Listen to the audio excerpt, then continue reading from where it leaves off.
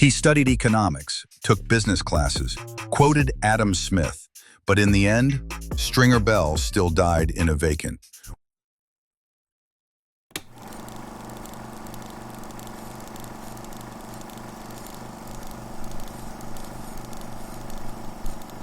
The Wire is more than a show. It's a sociology textbook wrapped in brilliant storytelling, and no character reflects that tension better than Stringer Bell. He wanted more than corners and crews. He wanted boardrooms, LLCs, respect. But the game, it doesn't care about your GPA or your business acumen. Today, we're breaking down why Stringer Bell's master plan failed and what it says about ambition, power, and the limits of strategy in a world ruled by chaos. Stringer wasn't just pushing weight, he was reading business books while others were reading street codes. He wanted out, and he saw real estate as the way. No more violence, no more risks, just clean profit. But Avon didn't buy it. To him, territory meant power. Man, we ain't got fed and popular neither. What the fuck? I'm working on it, man, in the Avenue Corners, too. What you mean you working on it, man? Why we ain't at least got a shop set up down the block? We did. It was a setback. Ran our boys off. Who? Just some player, man. Listen, let him tell me. We hiring for muscle. Boy Marlo. Marlo, who the fuck is Marlo? He tied to one of the mobs? Young boy. Running on his own, too. Got maybe 15 spots along here and the avenue. An independent with no fucking support. Got all the prime real estate, and we doing what exactly? Young boy ran us off the corner? I'm losing my motherfucking mind, man.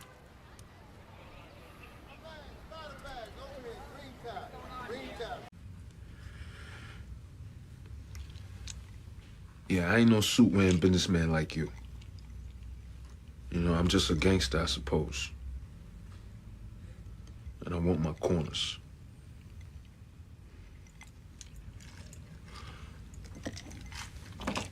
And Stringer's corporate dreams? They look like weakness in a world that worships strength. Still, Stringer pressed on, setting up dummy corporations, buying property, even rubbing shoulders with politicians like Clay Davis. He thought he was playing chess. He didn't realize he was playing poker with snakes at the table. We see the man with his hand on the faucet. What faucet? The HUD faucet. The money faucet. Look, man, I don't know why we gotta wait 3 years for that shit. I'm ready to run now. No, you're not. I mean, forgive me, but you still showing a little bit of that street corner mentality. Bugging about every dime you spend, about the permits, about setting up a pack, about dropping cash in the re-election war chest. Which, by the way, is how I get my gravy. Look, it takes money to make money, Strang. Otherwise, hell, every pauper be a king. You know what I'm saying? I'm ready to run now. 3 years, crawl, walk, and then run. For all his intellect, Stringer made one critical mistake. He forgot the game never changes, even when you do. He gave up Avon's muscle for business alliances. But politics is dirtier than the corners. Clay Davis played him, took his money, laughed behind his back. And Avon, he never trusted a man who wanted out. D'Angelo's death, the betrayal, the missteps, it all caught up to him. He lost his leverage in both worlds. What you said? He's running game? Nah, hell no, he ain't that crazy. Let me guess. He told you about the faucet. Oh, it's the goose that laid the golden egg. You ever actually meet the man? Did you ever actually see any of your cash reach anyone in authority? Yeah, I met the guy at the federal building. Yeah, I met him. Yeah? What office? He came down to the lobby.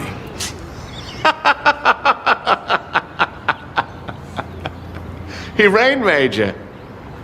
A guy says if you pay him, he can make it rain. You pay him. If and when it rains, he takes the credit. If and when it doesn't, he finds reasons for you to pay him more. Clay Davis rain made you. No, man, he got them building permits in no time at all, man. I mean, we bribing these motherfuckers. He got the city contractors' money back. How much?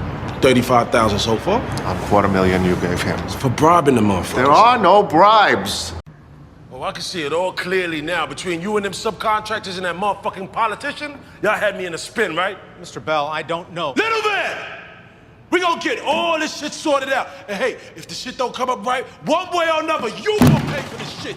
Look, I understand you're angry, but at the same time, you can see the progress we've made in here. Progress. Now, I honestly don't know what passed between you and Senator Davis. In the end, Omar and Brother Mazzone brought the hammer down.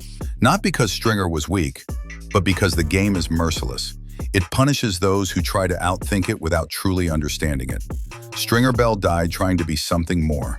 And that's what made him one of the most compelling, tragic figures in TV history.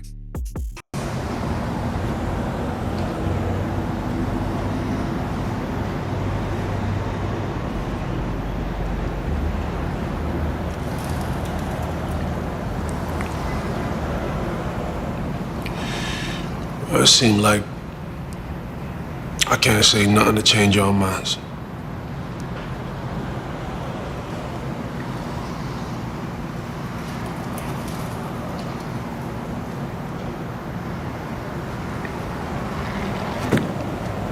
Well, get on with it, motherfucker.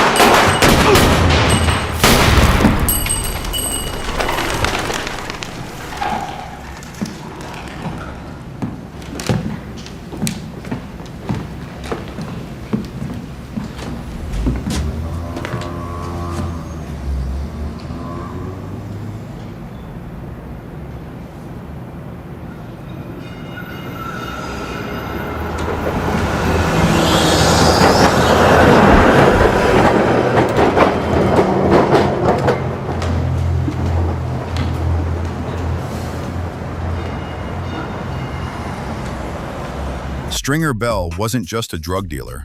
He was the blueprint for every hustler who thought strategy could save him from the system. Drop your favorite Stringer moment in the comments. And don't forget to subscribe for more breakdowns from The Wire, hip-hop history, and street legends from 215 Studio Entertainment.